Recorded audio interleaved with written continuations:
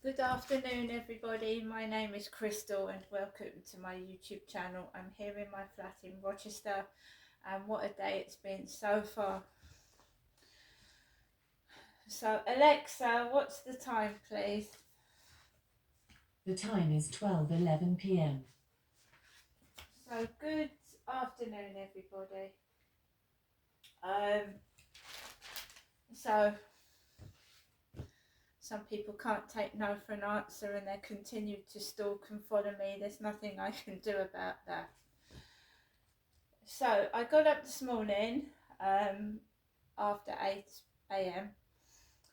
made myself a cup of coffee, saw to my pets, uploaded a video to YouTube as I write in my journal most every day. And I don't know what's planned for me when I go outside. I don't know what to expect. But when I say no to somebody, I mean it. And I don't go back on it. So I had my rubbish bag, got all my rubbish, got Max, and I went down the stairs, gone 10 a.m. this morning, threw my bag of rubbish into the bin, and I walked up to the field with my chihuahua, like I normally do every single day, 7 days a week. And they're preparing for the Sweeps Festival here in Rochester. It's a big thing, it's all over the weekend. They're going to rake in loads of money, of course they are. And it's busy. So everywhere's preparing for the Sweeps Festival. The castle's closed. The streets all decorated out with flags, and we're going to get a load of tourists to stay over the weekend, probably in the Travel Lodge up the road from me. So I went up to the field. There was a guy on a bench. There was a blonde woman shaking her blonde hair about, and I thought, I thought something was up. It was this really pretty blonde woman shaking her hair about, and she had a shaggy brown dog, and she kept stopping and shaking her, waving her hair. Ignored that. There was 3 men sat on a bench, and I was walking around the field. There was a bald-headed man and another man waggling his bottom in jeans. I'm a woman. He looked homosexual. So he was waggling his boom shakala in front of me, walking like this, like a bit like a woman. Just carried on what I was doing. There was men with a big Ford vehicle, and they were digging the path. And obviously they're building something to do with, there's a boat going to stop over the weekend, I presume, and carry people off on boat tours. Right? People have probably pre-booked this. There's a boat probably coming from the Rochester Riverside to pick up people to do a tour around the River Medway. So I had my leggings on, I had a jacket, and I had a cap. Because it feels cool in my flat because I've got 3 fans on. I didn't realise it was so hot outside. Got my shorts on now. Anyway, I was doing my usual YouTube video. I wasn't live streaming, and I thought, well, I started live streaming on TikTok, live streaming. And I thought, that's not Charlie, is it? Is that Charlie with the white dog again? Charlie. And I'm live streaming on TikTok, and someone recognises him on my TikTok live stream. They recognise Charlie. And he's wearing his usual attire, trousers, jacket. It looked like more hair has grown. It's got a bit curly. And he had glasses on. Now, I didn't know if it was Charlie or not. I just walked past this guy. And somebody on my live stream said to me, is that Charlie? And I said, well, I don't know. It looks a bit like him, but I'm not sure. So I think Charlie was on the field. Charlie, so you've got a blonde woman shaking her hair. Charlie was on the field. I'm a woman, you can obviously see that. And there was a homosexual walking in front of me in a pair of jeans, waggling his backside. And this is what I get. You can tell by the shape of my body I'm a female. It's obvious. You know what I mean? So what are they doing?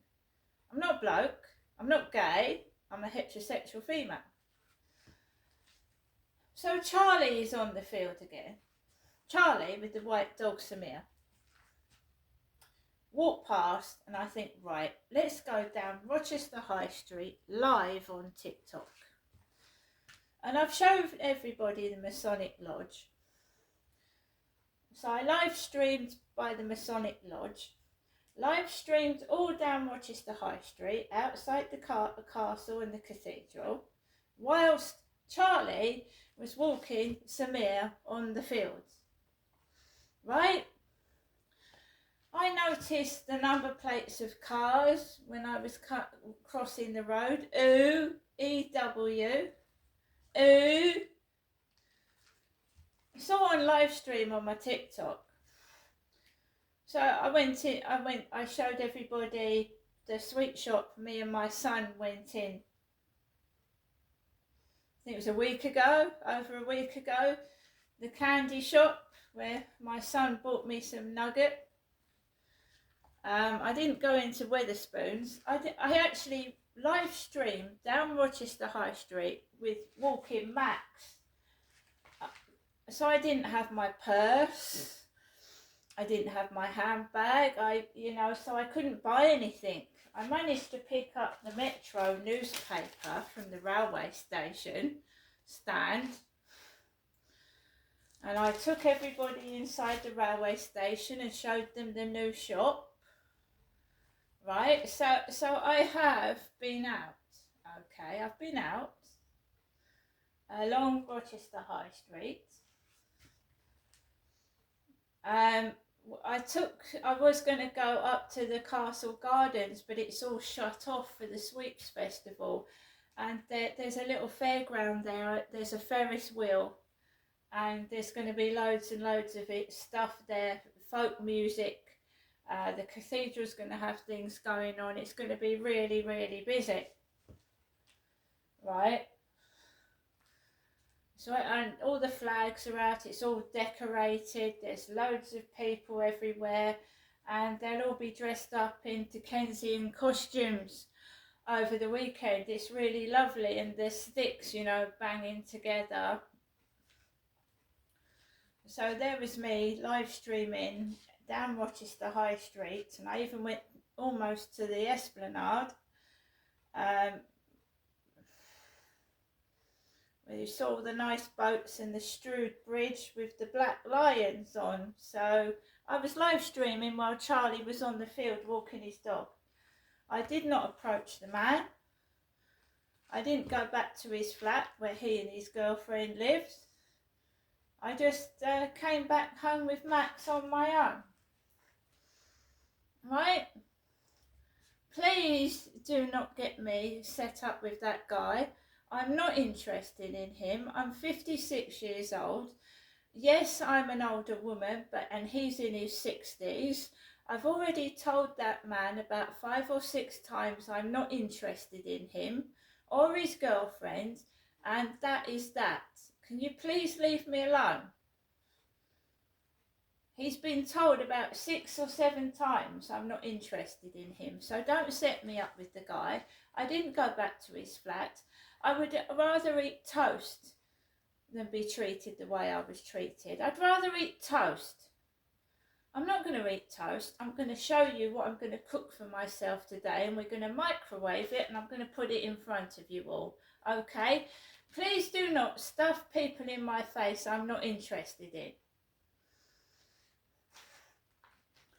So I came back to my flat with Max.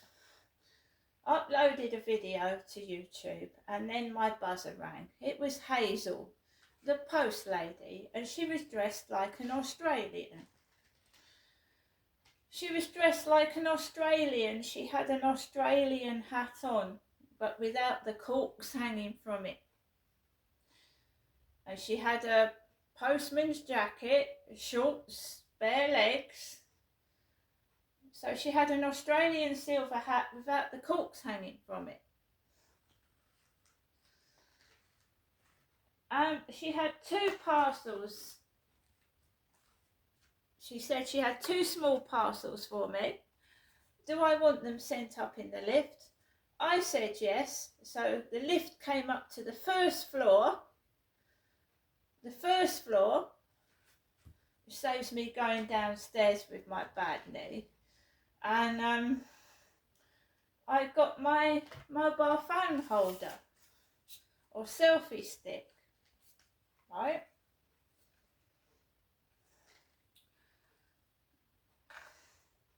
Selfie stick tripod for smartphone.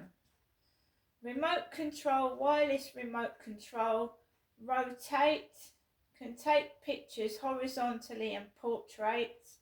Tripod can be used for super night view streamer, shutter, and other shooting.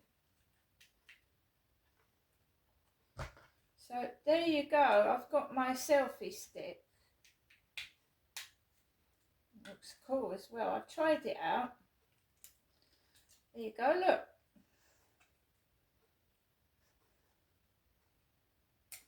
It's a tripod. Got a tripod as well. So you can, there you go. Hands-free filming. Cool, isn't it? So I've got a selfie stick now. I'm very pleased with that. The thing I'm not pleased with is the size 7 supposed to be wide fit shoes. These are going to have to go back. These are supposed to be a size 7. Now you've got to have a really thin foot to get into those. A very thin foot. And that is not really flexible at all. So I've kept the labels on. They're going to have to go back. Look how thin. You have to have a very tiny foot. Look at the thin. I've got a big wide foot. These are supposed to be wide fitting shoes. Wide. They're tiny. I don't know how slim your foot's. You've got to be really fucking petite to fit in those. Look at those. Very disappointed. And I'll be quite honest with you. Everything I've had from eBay has been great up till now. They're not a size 7. They're like a fucking 5. And they're very, very thin. And I asked for wide fitting shoes, and this is not flexible at all. And I'm not going to stretch them. So the labels are on, and they're going back. I can't put them on, I can't wear them.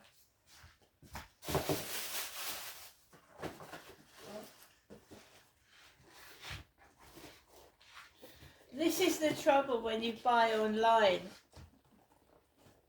They look big in a photograph, but when you look, even the box is thin. I want to show you the difference. You know what I mean? Max is tired. He came with me down the high street. He's knackered.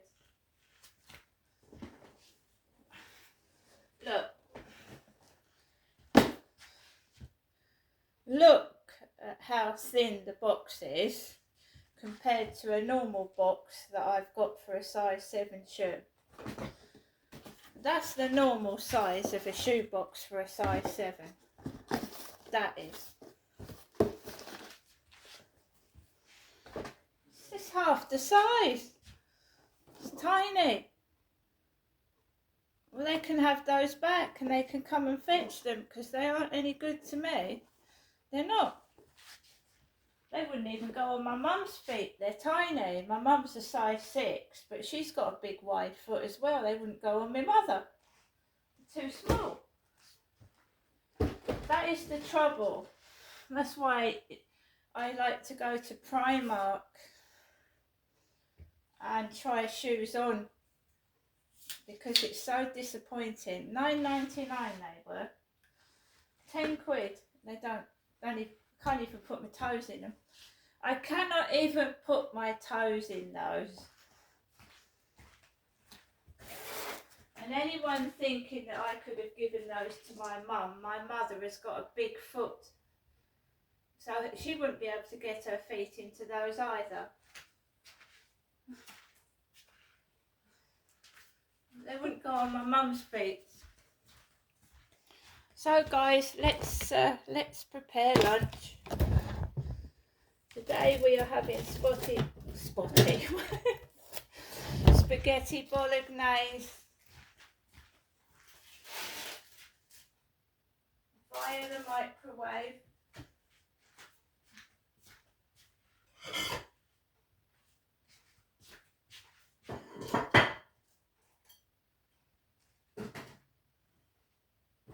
Put it in the microwave oven.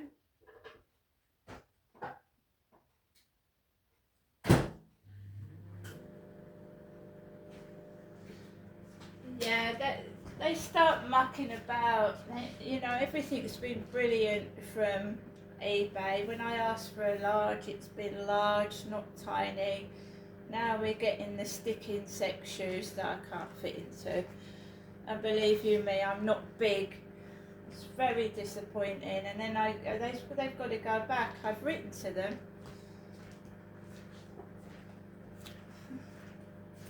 I've sent them a message. It's not nasty. I've just said I'm sorry, I can't even get my toes in those shoes. I can't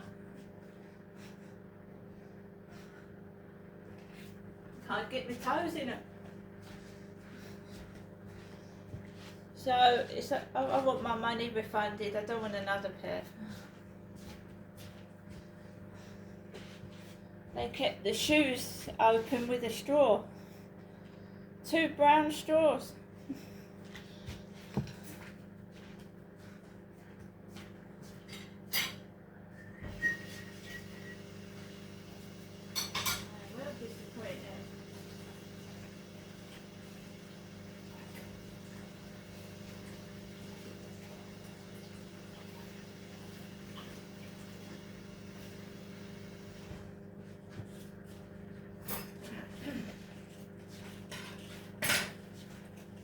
The railway station's got a new little coffee place where you can grab a coffee and some food.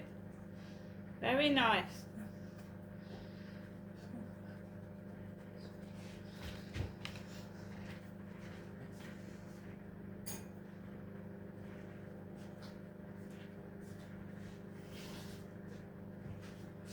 I don't know if I've got any letters in the post. I don't think so, because the post lady didn't put any letters in the lift onto the first floor. No letters. The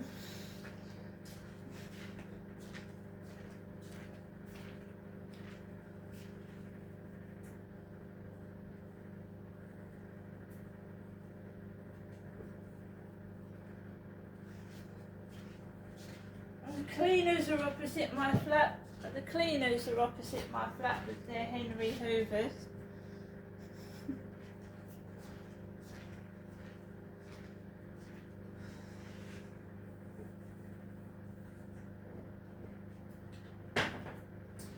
Yeah guys, that Charlie's hovering about again for something he's never going to have, because I'm not interested in him.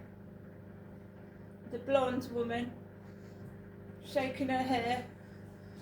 You're welcome to them, Charlie. You're welcome to whatever you want. I'm not interested in you.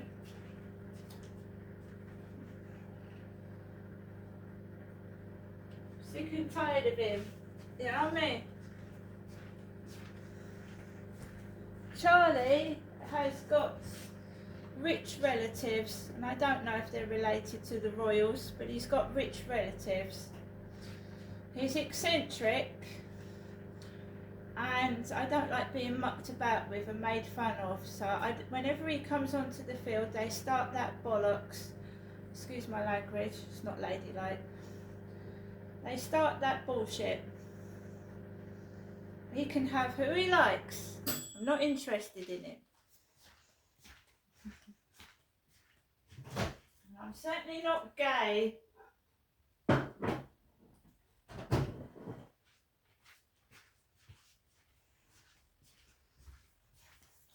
Whoever you're taking the mickey out of, guys, it ain't me, because I'm a woman.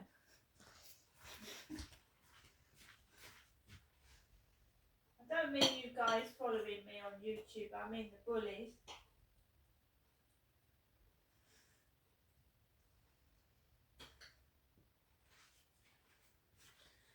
So, whenever he appears, Charlie's not got any money. No, because his girlfriend keeps his money because he's an alcoholic and he spends money and she keeps him, right? So whenever he comes onto the field and he's approached me, he's told me he hasn't got any money. Well, I've cooked my dinner, see that? Nice big plate full of spaghetti bolognese. I'm not going into the co-op because he's obviously been there solo or with his girlfriend. I'm not being made fun of.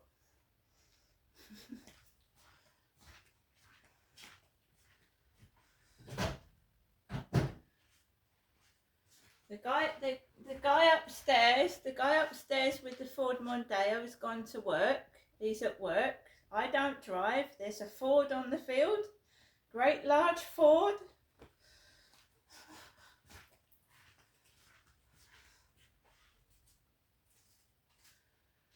I presume, I don't know if I've got any other posts. I'll have a look. So I'm going to stop here, guys. We'll have a tiny bit of the radio on. Alexa, LBC radio. LBC London from Global Player. I'm just going to go down to the post box and see if she's left any letters in the box. Car on finance from 2007 onwards, it may have been sold with hidden commissions. My Claim Group is working hard to help. So, even if you've forgotten your details, make sure you check. Text CLAIM to 86688. My Claim Group is authorized and regulated by the Financial Conduct Authority. Text CLAIM to 86688. Claims made simple. Hello UK. At Benenden Health, we offer access to affordable private healthcare. We like affordable. You'll love this then, Roz. You see, we're all about our members, not profit. What's the Price, Angelo, is less than £16 per person per month. Can anyone join? Yes, Sam. 870,000 people and thousands of businesses are already with us. So, what are you waiting for? Search Benenden Health for affordable private healthcare. Wait periods apply, including for surgical treatment. Not all treatments covered. Other limits and exclusions apply. Visit benenden.co.uk. Fee reviewed periodically. UK only. James O'Brien on LBC. 33 minutes after 12, and you are listening to James O'Brien on LBC. As promised, and you would have heard this story correctly, leading our news bulletin, Emma Core, LBC's correspondent in the southeast of England, joins me now with the tale. I had to do a double take, Emma, when I saw that 300 tons of strawberries were not going to be making their way onto the into the punnets of punters this summer. That's right, James. Well, I've been speaking exclusively to Britain's biggest berry producer. I went to visit Tim Chambers at his farm in Kent last week, and he revealed that to me. A shocking admission, really, that he was forced to leave those hundreds of tons of fresh British strawberries, they're not cheap, we know, to rot in his fields last summer. And that's the equivalent, James, as you said, of millions of punnets simply wasted, all because of border delays. Now, here's what Tim told me. On this farm now, we walk away from fruit. Last year, in the beginning of August, there were 10 days we walked away from 300 tons of strawberries. Just didn't bother picking them. There was a market, and that would have taken it, but we couldn't get to it in time. Where we used to be able to be certain to deliver to our foreign customers on a particular day or even a particular hour, we can't no longer do that. And why is this happening, James? Well, a year ago today, a new inspection regime came in as a result of Brexit, meaning plant and some food imports like dairy and meat from Europe are being checked by DEFRA, government inspectors, before entering the UK. The government say in aid of protecting biosecurity. But I've been speaking to industry leaders for a long time about this since the checks came in last year, who have told me now some businesses are seeing delays of up to 20 hours. There's no system in place to prioritise fresh food. And in the case of our fruit farmer, any delay at border is going to cause huge problems. When this produce, like the fruit farmer does, it has a shelf life of around 4 days. 1 day of delays getting berries to Europe. We're talking kind of loss of tens of thousands of pounds here, because some of that fruit, of course, will go off if it's sat in a lorry. And importantly too, James, businesses are trying to absorb huge costs now because they're having to pay government to have these mandatory checks done. I've been speaking to Nigel Jenny, who's the CEO of the Fresh Food Consortium. An average size business, 200,000-300,000, and for very big businesses, over $1 million. And remember, these are just the fees. Ultimately, we want to continue to provide that great quality of service and that great range of products. But if we can't import them and distribute them effectively, companies will make decisions for their best interest. There will be empty shelves on retailers from time to time. And Nigel and other businesses, James, particularly worried about these checks being extended to fruit and vegetables we import from Europe, due to happen this summer, not to be confused with our fruit farmer who was trying to export to Europe. But Nigel told me that shoppers could face an extra £200 million a year at the checkout, with costs being passed down the chain. And there's a real risk that European exports simply won't want to send their fruit and veg to the UK, European exporters, which we rely heavily on, especially in the winter. But he's saying that some European businesses choosing not to do that, of course, is going to have a real impact. And he knows this because European businesses already experiencing these checks on meat and plant products coming in. They're telling him the combination of delays at the border, the cost and the paperwork for these checks now is just too difficult to make it work and keep exporting here from Europe to the UK. And I've spoken to the director of one major flour wholesaler who says he's already subject to the inspection process. He told me actually on Mother's Day, his deliveries were hours late because of border delays, which cost them vital sales. Now, I've put this, James, to the Conservative leader and prominent Brexit backer, Kemi Badenoch. Of course, it was under the Conservative government that these checks were brought in. And she's admitted to us exclusively that the trade deal with the EU may need revisiting in light of what's happening globally with tariffs. Here's what she told me. I remember as business secretary, we were reducing trade issues that we had with EU. They're not as difficult as they were 5 years ago, but the time to revisit that deal will be this year, next year. Now, in response to this, James, a spokesperson for DEFRA has said they're working closely with traders to facilitate the movement of goods at the border and are trying to minimise disruption, and are also looking to negotiate a veterinary agreement with the EU to make things easier. And of course, members of the industry I've spoken to, James, are just incredibly worried about this, worried for UK consumers as well.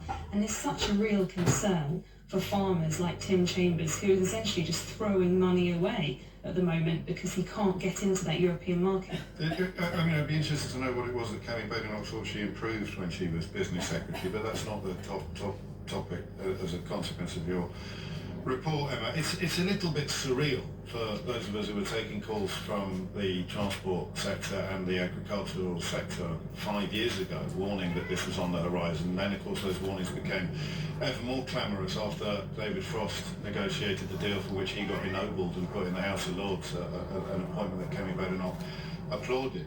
Just to clarify a couple of things, because the traffic is two-way, and third countries have to abide by European Union rules, regardless of whether they're former members or not. And that leaves the fruit farmer in particular peril. I know that the sector at the time of the Conservative government introducing these measures, the sector, I think Nigel Jenny probably confirmed this to you, they felt that they could have come up with more effective solutions.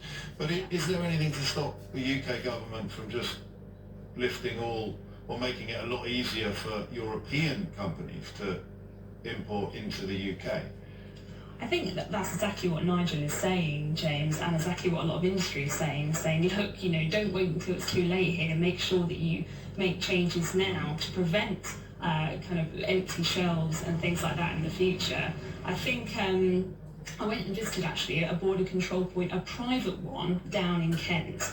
They offer this inspection service in comparison to the one happening at Sevington, which is the main government inspection centre.